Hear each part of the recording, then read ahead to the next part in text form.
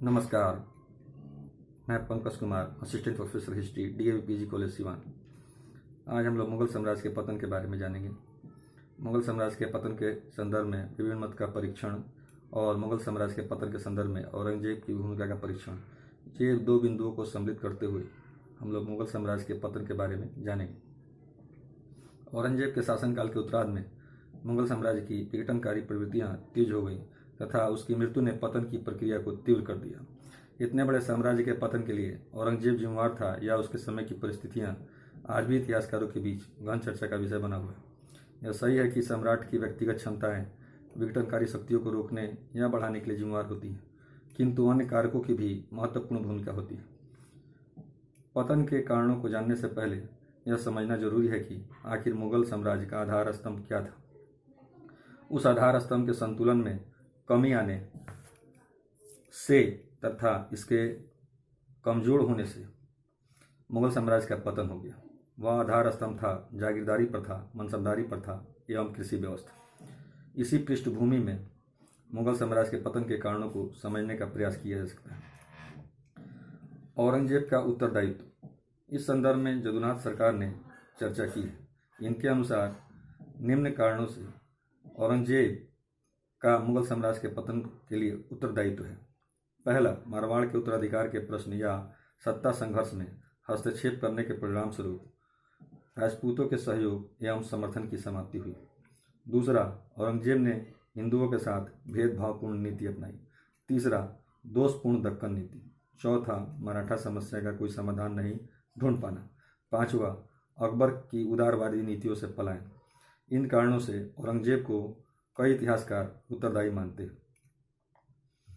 औरंगजेब की जिम्मेवारी निम्न बिंदुओं के आलोक में देखी जा सकती है। अकबर के विपरीत औरंगजेब ऐसी कोई नीति बनाने में सर्वथा असफल रहा जो साम्राज्य की अंतर्विरोधों में समन्वय स्थापित कर सकता था। वह स्वयं तो परिस्थितियों का शिकार था ही, उसने इनको रोकने का प्रयास भी नहीं किया, बल्कि अपनी गतिविधियों से विघटनकारी तत्वों को बढ़ावा ही दिया। यह सही है कि मराठा के संबंध में वह असफल रहा। वह न तो अपनी सैन्य शक्ति द्वारा मराठों की बढ़ती शक्ति को दबा पाया और न ही उनके साथ कोई राजनीतिक संबंध ही बना पाया। दक्कन की लड़ाइयों में वह उलझता चला गया, नए नए दुश्मनों को बनाता चला गया तथा एक ऐसी स्थिति आई जब वह इन गतिविधियों में इतना उलझ गया कि प्रशासनिक तंत्र पर उसका नियंत्रण ढीला पड़ गया और साम्राज्य में विघटनकारी शक्तियां प्रबल हो गई। अपनी आंखों से इन समस्याओं को देखकर वह आश्वस्त हो गया कि जो समस्याएं उत्पन्न हो गई थी उसके लिए वह स्वयं जिम्मेवार था। वह कहता था, आज माँ हमा फसाद बाकी, अर्थात सारी समस्याओं की जड़ मैं ही हूँ। कुछ आभासी एवं अप्रत्यक्ष कारण, कुछ इतिहासकारों ने इन कारणों पर जरूरत से ज़्यादा बल दिया है।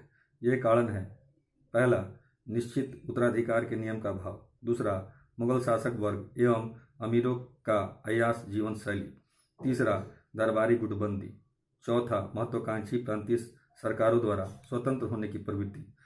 पांचवा, नादिर शाह एवं अहमद शाह के आक्रमण। ऐसा नहीं है कि इन कारणों की भूमिका नगण्य है, किंतु इन्हें मूल एवं बुनियादी कारणों की श्रेणी में रखना उचित नहीं है।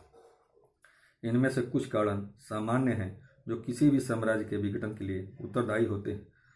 मुगल अविचारित वर्ग का पतनोन्मुख चरित्र, प्रांतीय सरदारों की स्वतंत्रता या विदेशी आक्रमण ऐसी कोई विशिष्ट घटना नहीं थी जो सिर्फ मुगल काल में ही घटित हुई हो।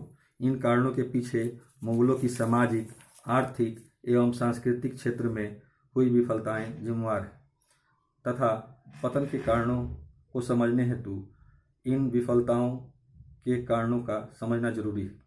हाल के शोधों ने मुगल साम्राज्य के पतन में कुछ नवीन आयाम जोड़े। ये आयाम हैं, पहला, जागीरदारी संकट। दूसरा, कृषि संकट। तीसरा, तकनीकी एवं सैन्य पिछड़ापन।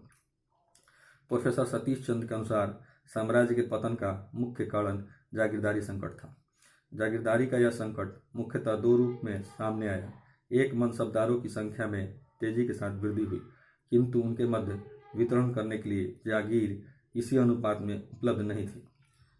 इसने आंतरिक झगड़ों को पैदा किया। औरंगजेब के कथनानुसार ही स्थिति एक अनार 100 बीमार की हो गई। संकट की अभिव्यक्ति का दूसरा रूप यह था कि एक जागीर के जमा एवं हासिल का अंतर अर्थात अनुमानित या घोषित आय तथा वास्तविक आय का अंतर बढ़ गया। इससे साम्राज्य अंदर ही अंदर खोखला होता गया। प्रसिद्ध इतिहासकार इरफान हबीब मुगल साम्राज्य के पतन की व्याख्या कृषि अर्थव्यवस्था के गहराते संकट के रूप में करते हैं। उनके अनुसार मुगल काल के उत्तरार्ध में कृषकों का शोषण तीव्र होता गया। शोषण की तीव्रता जागीरों के हस्तांतरण के नियम और बाद में जागीरी व्यवस्था के संकट के कारण अधिक हुई। इस असहनीय शोषण ने किसानों तथा जमींदारों के उन विद्रोहों को जन्म दिया जो मुगल साम्राज्य के पतन का कारण बन गए। अतहर अली ने मुगल साम्राज्य की तकनीकी एवं सैन्य पिछड़ेपन की बात की है, जो व्यापक पृष्ठभूमि में एशियाई राज्यों की असफलता को यूरोपीय देशों की विकसित तकनीकी एवं सैनिक शक्ति से जोड़ता है। मुगलों द्वारा शक्तिशाली नौसेना के गठन में असफल रहना एक प्रमुख कारण था, जिससे समुद्री मार्गों पर उनका नियंत्रण मजबूत नहीं रह सका। मुगल तोपखाने एवं बंदूकें नादिर शाह एवं यूरोपीय तोपों एवं बंदूकों के मुकाबले कमजोर किस्म की थी। अतः मुगलों का यूरोपीय प्रतिस्पर्धियों से तकनीकी एवं विज्ञान की प्रगति के क्षेत्र में पिछड़ापन मुगलों की पराजय एवं यूरोपीय शक्तियों की विजय की ओर इशारा करता है। निष्कर्षतः हम कह सकते हैं कि औरंगजेब की नीतियों और उनके दुष्परिणामों को ही साम्राज्य के पतन का एकमात्र या प्रमुख कारण के रूप में प्रस्तुत नहीं किया जा सकता। उन्हें अनेक कारणों में से एक कारण के रूप में ही देखा जा सकता है। मुगल साम्राज्य के पतन को समग्रता से समझने की जरूरत है। पतन कई बुनियादी विफलताओं का परिणाम था। पतन कई जागीर व्यवस्था में असंतुलन, जागीरदारों की बदली व्यवस्था से मूल उद्देश्य तो पूरा नहीं हुआ, बल्कि इससे किसानों का शोषण एवं जागीरदारी संकट उत्पन्न हो गया। बेरोजगारी की भी समस्या थी। मुगलों की तकनीकी पिछड़ापन, औरंगजेब की कतिपय नीतियां एवं कार्य आदि कारकों ने मुगल साम्राज्य के पतन को सम्मिलित रूप से प्रभावित किया है।